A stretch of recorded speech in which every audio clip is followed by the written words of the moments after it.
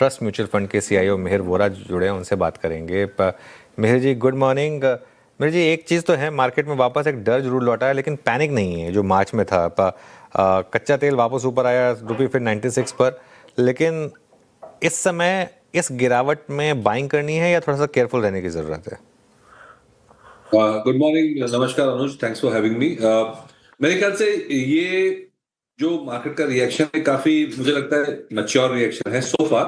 Of course oil अगर 90-100 हो जाता है तो अलग बात है, लेकिन ये रिएक्शन मार्केट का थोड़ा मैच्योर इसलिए है मेरे ख्याल से क्योंकि 4 महीनों में हमने एक साइकिल देख चुके हैं। हमने ये भी देखा है गवर्नमेंट ने किस तरह से रिएक्ट किया था पिछली बार जब ऑयल प्राइसेस बढ़े थे। हमने देखा आरबीआई ने किस तरह से फॉरेन एक्सचेंज को मैनेज किया, रुपए की वॉलेटिलिटी को मैनेज किया। तो एक लर्निंग को मैं कहूंगा हुआ था, और उसकी वजह से मुझे लग रहा है कि मार्केट इतना पैनिक नहीं कर रही है। दूसरा एक बहुत बड़ा फैक्टर ये है कि जब मार्च अप्रैल में हमने देखा था इस तरह का मूव ऑयल वगैरह में, तब जो एआई की थीम थी वो काफी स्ट्रांग थी, और कोरिया ताइवान में वैसे भी पैसे जा रहे थे, यूएस टेक्नोलॉजी स्टॉक्स में वैसे भी पैसे जा रहे थे, तो वैसे भी अटेंशन वहां था। और इंडिया का जो अटेंशन कम था इंडिया पे फॉरेनर्स का। अ, आज हम अगर देखें तो कोरियन मार्केट्स ऑलमोस्ट 20% से ज्यादा गिरी हैं पिछले 1-2 महीने में। तो जो एआई का जो टेक्नोलॉजी का जो बहुत ही ज्यादा फ्रेंजी हो गया था, बहुत ही ज्यादा माहौल बन गया था, वो अब धीरे धीरे कम हो रहा है। तो उसकी वजह से भी एफआईएस की जो रिएक्शन है वो शायद पहले जैसी नहीं रहेगी, सेलिंग इतनी नहीं आनी चाहिए। तो मेरे ख्याल से इंडिया की जो रिलेटिव पोजीशन है in terms of valuations, March quarter के नंबर अच्छे आए थे, अभी भी डिमांड जो ड्राइवर्स है इंटैक्ट है। एडवांस टैक्स कलेक्शंस देखें, जीएसटी कलेक्शंस देखें, क्रेडिट ग्रोथ हो रही है। तो डोमेस्टिक इकोनॉमी अभी भी ठीक कर रही है, ब्रॉडर मार्केट में अभी भी स्ट्रेंथ है। इसकी वजह से मुझे लगता है कि सो फार इतनी पैनिक नहीं हुई है। और ये अगर हफ्ते 2 हफ्ते में ये मामला सलट जाता है तो मेरे ख्याल से एक अच्छा बेस बन रहा है मार्केट का, वैल्यूएशंस का, जो हमने पहले भी डिस्कस किया है। तो मेरे ख्याल से इंडिया की अब देखूंगा पोजीशन 4 महीने से पहले related to the rest of the world काफी अच्छी दिख रही है। ओके। ये एफआई सेलिंग का रिस्क है, वापस लौट रहा है। 3-4 दिन तक हमने ठीक ठाक मूव्स देखे, लेकिन आज कल फिर सेलिंग थी, आज फिर बड़े बैंकों पर थोड़ा प्रेशर है। और तो दो पार्ट सवाल, एक तो एफआई सेलिंग पर आपका व्यू, और लार्ज बैंक्स पर, प्राइवेट बैंक्स पर क्या व्यू है अब? ठीक है, वैल्यूएशन में तो बहुत ही अच्छे लग रहे हैं। लिक्विडिटी भी अच्छी मैनेज कर रही है आरबीआई, बोरोइंग कॉस्ट मैनेजेबल है, और मोस्ट इंपॉर्टेंटली क्रेडिट ग्रोथ अच्छी आ रही है। तो मेरे ख्याल से banks, both private and public sector banks, valuation growth दोनों को इक्वेशन में अगर देखूंगा तो एक अच्छी सिचुएशन पे है। हम लोग तो ये लेवल से पॉजिटिव है। एफआई सेलिंग का जैसे मैंने कहा कि 4 महीने पहले के कंपैरिजन में हमारी एफआई सेलिंग अगर एफआई पॉइंट ऑफ व्यू से देखें तो बहुत ही अच्छी है, क्योंकि अब टेक्नोलॉजी में इतनी ज्यादा फ्रेंजी नहीं रही है। जो अच्छे अच्छे बड़े बड़े स्टॉक्स हैं 20-30% डाउन हो गए। ऊपर से स्पेस एक्स भी आप देखो 230, 135, 138 की और आ गया, बहुत ज्यादा करेक्शन हुई है। तो जो कंप्लीट जो अटेंशन डाइवर्ट हो गया था टेक्नोलॉजी पे, कोरिया ताइवान पे, वो अब नहीं रहा। तो मेरे ख्याल से उस तरह की एफआई सेलिंग अभी नहीं आनी चाहिए। और जैसे ही ये थोड़ी माहौल ठीक होगी तो मेरे ख्याल से, जैसे हमने देखा, एफआई सेलिंग ऑलरेडी कम हो चुकी थी, शायद बाइंग भी आ सके। और वो अगर थोड़ी भी बाइंग करेंगे, इतनी अंडरवेट पोजीशन है इंडिया पे at this point in time, तो मेरे ख्याल से एक डिस्प्रोपोर्शनेट इंपैक्ट आ सकता है बाजार पे on the positive side. Okay, overall market पर बात हो गई, साथ ही हमने बैंक्स पर भी चर्चा कर ली। मिहिर जी, गुड मॉर्निंग। अब आईटी स्पेस की भी बात कर लेते हैं। आईटी, एचसीएल टेक और टीसीएस के नतीजे देखे हमने। अब दूसरी ओर जहां टीसीएस में अच्छे मूव्स आज तीसरे दिन भी नजर आ रहे हैं, वही एचसीएल टेक सर देखिए रिजल्ट के बाद टूटा है 2-2.5%। यहाँ पर दोनों के नतीजों को देखकर क्या व्यू बन रहा है अभी आईटी स्पेस को लेकर? देखिए, रिजल्ट्स तो एज एक्सपेक्टेड ही है, प्लस माइनस, लेकिन एक स्ट्रक्चरल जो ग्रोथ स्टोरी है वो अभी नहीं रही है। लोग क्वेश्चन कर रहे हैं कि जो लॉन्ग टर्म ग्रोथ ट्रेंड्स है क्या एआई की वजह से वो कम होंगी। तो मेरे ख्याल से वैल्यूएशंस अगर सिर्फ देखें तो बहुत अट्रैक्टिव हो चुके हैं, वैल्यू जोन में है ये स्टॉक्स, लेकिन ग्रोथ पे एक क्वेश्चन मार्क है। तो ये सेक्टर मेरे ख्याल से एक low growth to normal growth value sector बन गया है। पहले जो इंडियन टेक जो बोलते हैं जो ग्रोथ सेक्टर था, with a long term growth prospect of 10-15%, वो माहौल अभी नहीं रहा। सो अनलेस ये अपना बिजनेस मॉडल ड्रामेटिकली चेंज करती है लार्ज कैप आईटी कंपनीज, मुझे लगता है ये एक जोन में रहेंगी। कभी इनकी पी री रेटिंग होने के चांस कम है और ग्रोथ तो वैसे भी सिंगल डिजिट वाला ही ग्रोथ बोल रहे हैं। तो मेरे ख्याल से लॉन्ग टर्म में ये सेक्टर मुझे नहीं लगता है कि एक्स्ट्राऑर्डिनरी रिटर्न्स देगा। हाँ, टेक्निकली जब कोई चीज ज्यादा ही ओवर वैल्यूड से अंडर वैल्यूड हो जाती है तो एक नीचे में बहुत ही चीप जोन में होती है तो 10-15-20% की बाउंस बैक आ सकती है। बट मेरे ख्याल से ये साइडवेज काइंड ऑफ मूव रहेगा स्ट्रक्चरली। एक long term secular growth story नहीं बन पा रही। ठीक है, लॉन्ग टर्म में भी फिलहाल थोड़ा कंसर्न, लेकिन जिस तरीके से फिर से क्रूड ऊपर आया है मिहिर जी और रेट सेंसिटिव स्पेसेस में हम गिरावट देख रहे हैं, ऑटोज रियल्टी में, यहाँ पर क्या शॉर्ट टर्म में भी नज़रिया क्या बन रहा है? और अगर ये गिरावट आगे जारी रहती है तो क्या ये एक एक्यूमुलेशन का जोन हो सकता है? आपका नजरिया इन दोनों स्पेसेस पर?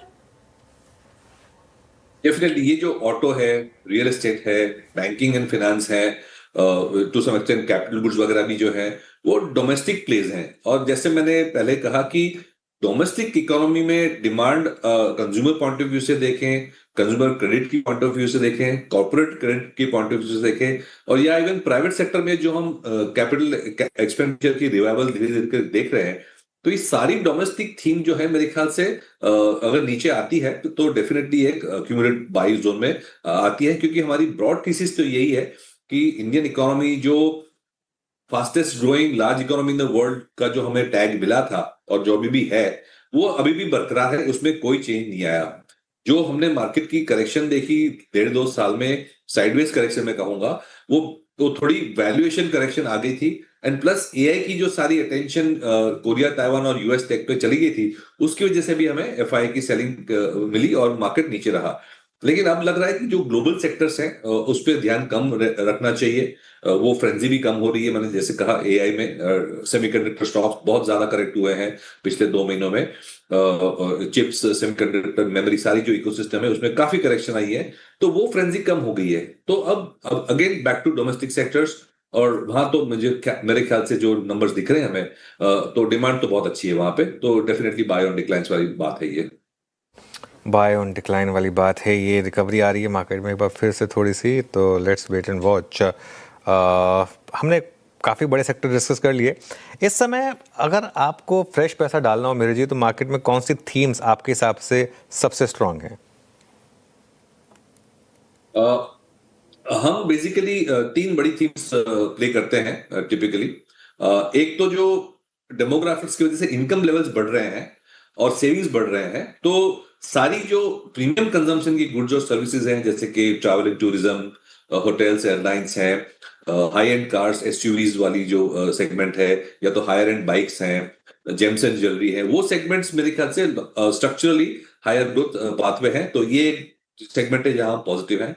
सेकेंड इज सारी जो सेविंग्स वाली बात है, हमने बैंकिंग और एनबीएफसी की तो बात कर ली, वो लेंडर्स हैं।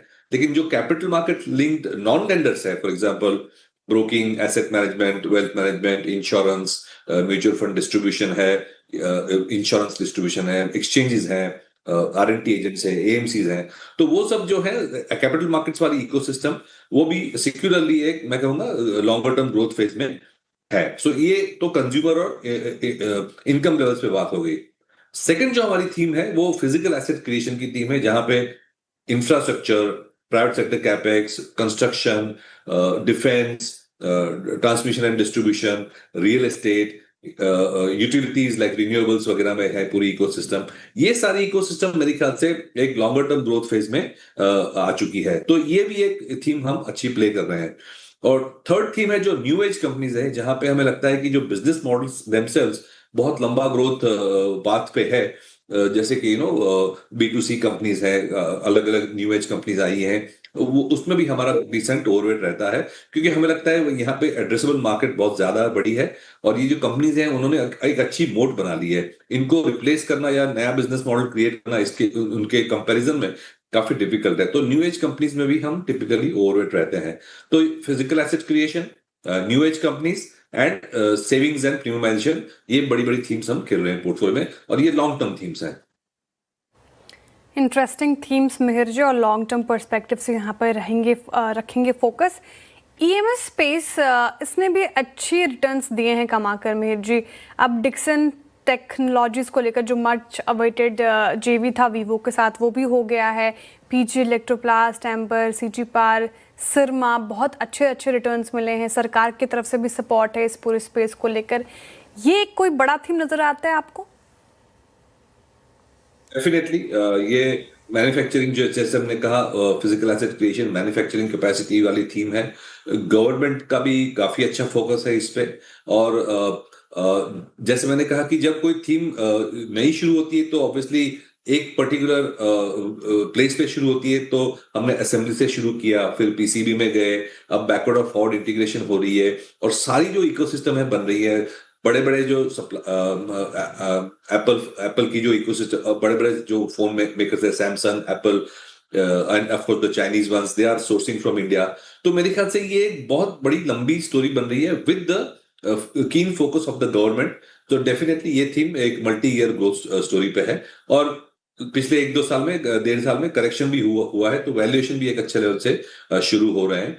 तो डेफिनेटली ये स्पेस में हमारा व्यू पॉजिटिव है।